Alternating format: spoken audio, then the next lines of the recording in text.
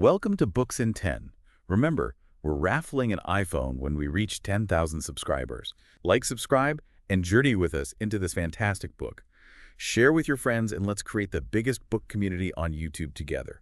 Oh, there's a link to purchase the book in the pinned comments. Enjoy. We are accepting book requests to create content within. Suggest the best titles in the comments. Now let's go. All right, today we're taking a deep dive into Aristotle's On Sophistical Refutations. Yeah. You sent in your notes and excerpts from this ancient text, and let me tell you, it's basically an ancient Greek guide to winning arguments. But even more than that, it's about understanding how people can use tricky language to mislead us.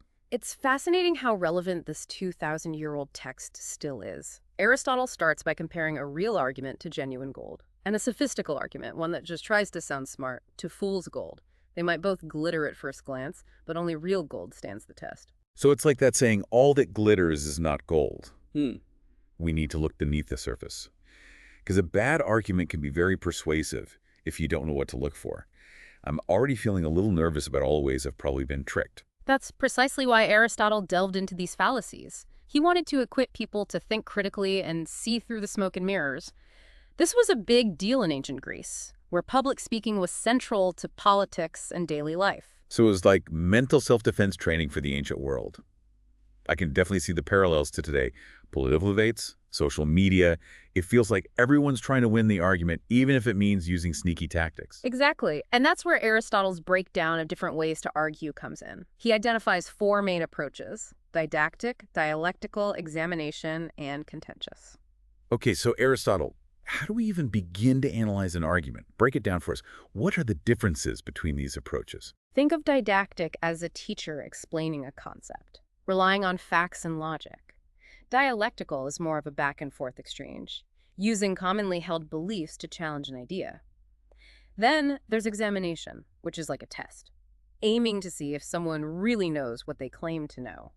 Those all sound pretty straightforward, like genuine attempts to understand something. But what about that last one? Contentious. That sounds a little more aggressive.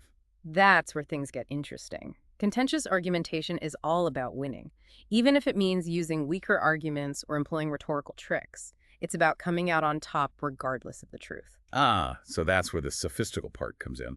I guess even back then, people knew how to play dirty. But hold on, Aristotle doesn't just stop at describing these different approaches. He actually outlines the goals of what he calls the argument athlete, and some of them are a little less noble. That's right. Aristotle understood that for some people, it's not enough to be right. They want to dominate their opponent. Okay, this is where it gets juicy. He lists 5 goals, starting with refutation, which seems pretty straightforward. You build a solid case and completely dismantle your opponent's argument. Then there's exposing a fallacy in their reasoning, which also seems fair enough. But then it gets a little more cunning. He talks about paradox, like leading your opponent into a contradiction, and even solecism. Solecism wasn't just about pointing out a grammar error. It was about using it to humiliate your opponent, to make them look foolish in public. Remember, in ancient Greece, reputation was everything. So it's not just about the ideas themselves, but the social dynamics of the debate. It almost sounds like a verbal duel where you're trying to outmaneuver your opponent. Exactly. And to top it off, there's babbling, which essentially means talking your opponent into exhaustion. You force them to repeat themselves until they give up or say something foolish out of sheer fatigue. Wow, this is starting to sound less like a philosophy class and more like a scene from Gladiator. So we've got these different types of arguments and these, let's say, strategic goals of the argument athlete. Yeah. But how do they actually pull off these verbal takedowns? Is that where the tricks of language come in? Precisely. Aristotle identifies 6 ways language itself can be used to mislead, and I guarantee you'll recognize these tricks at play today. Okay, I'm all ears. Lay those ancient language traps on me. He starts with ambiguity, which involves using a word with multiple meanings to create confusion or to sneak in a faulty premise. Ooh, sneaky. Can you give us an example of that? Sure, imagine someone arguing, fine art is expensive, therefore this expensive sculpture must be fine art.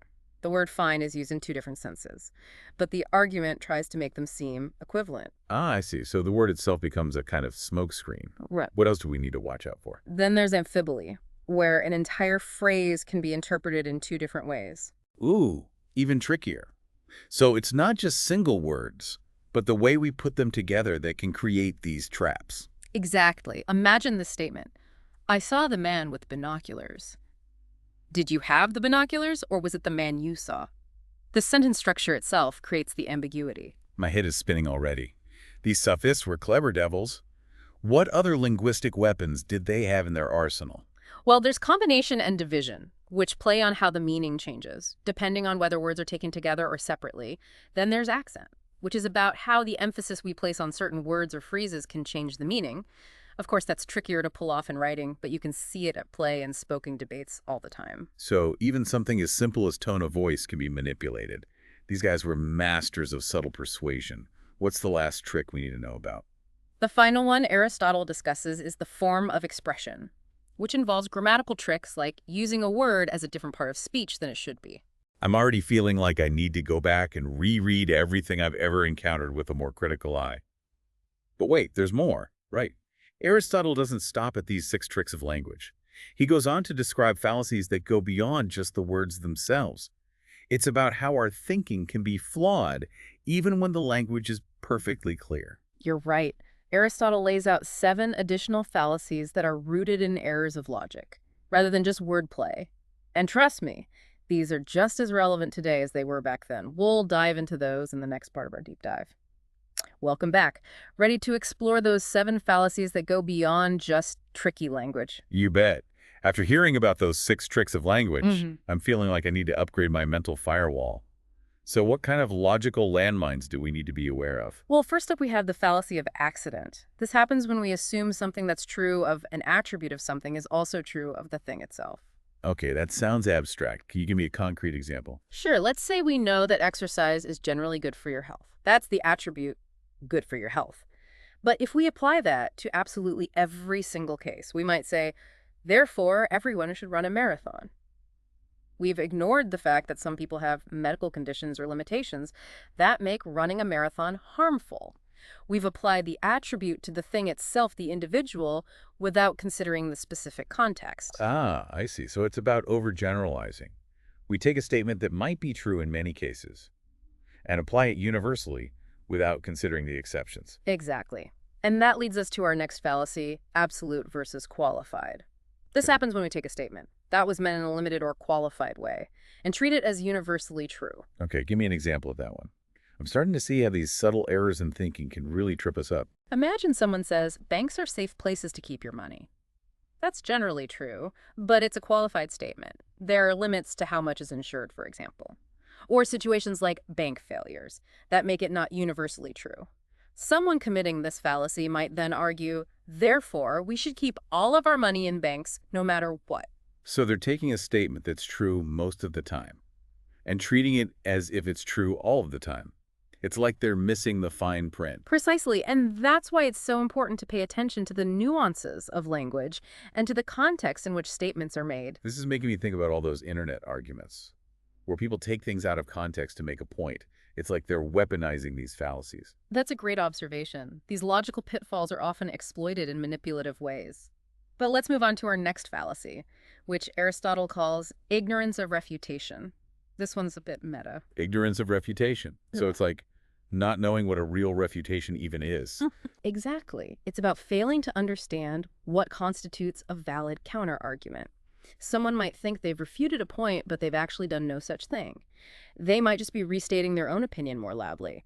Or they might attack the person making the argument instead of addressing the argument itself. Ah, so it's like they're missing the target entirely. They're so focused on winning that they don't even realize they're not actually engaging in a meaningful debate. Precisely. And that brings us to the fallacy of the consequent, which is all about assuming that because A leads to B, then B always means A happened. Okay, I think I've heard of this one. Isn't it like the classic example, if it's raining, the ground is wet, therefore it must be raining.